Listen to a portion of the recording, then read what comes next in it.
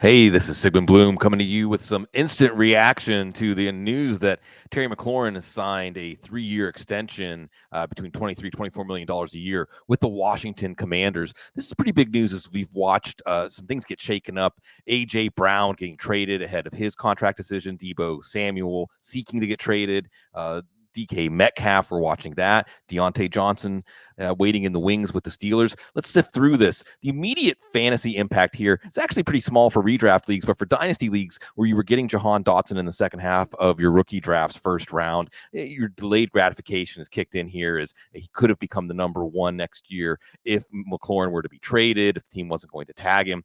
Now that has been pushed off to the future, the horizon of Dotson being a number one. Remember, Curtis Samuel is also going to be back in the mix this year if he can stay healthy. So Dotson's outlook is dimming for the short term and the long term. If you consider the next 3 years, next 4 years, the long term.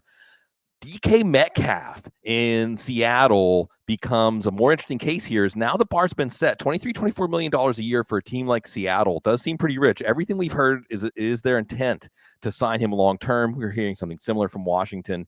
So maybe this gets done, but now we know more about the terms. Deebo Samuel, just based on what we've seen from the 49ers, I don't expect them to pay him $23 or $24 million a year. I do expect them to be able to get that. I don't know if they're going to trade him before this season. I just don't think you see him as a long-term member as the 49ers, not that you did before this news. This just cinches it. And Deontay Johnson, I just don't believe the Steelers, I don't think they would even tag him at that price right now. I don't think that he's been consistent enough to demand that. I just don't think it's the Steelers' style. I think the Steelers will sign players long-term for a slight hometown discount, certainly not getting ahead of the market. That is not the Steelers' way when it comes to allocating their dollars. One loser or somebody that maybe feels some regret here is DJ Moore, and his camp is signed for 3 years, $61 million a few months ago. Now you can see if he just waited until the summer to sign that extension, he may have gotten $3-4 million a year more. But now, even those deals that Tyreek Hill and Devontae Adams signed don't look that bad.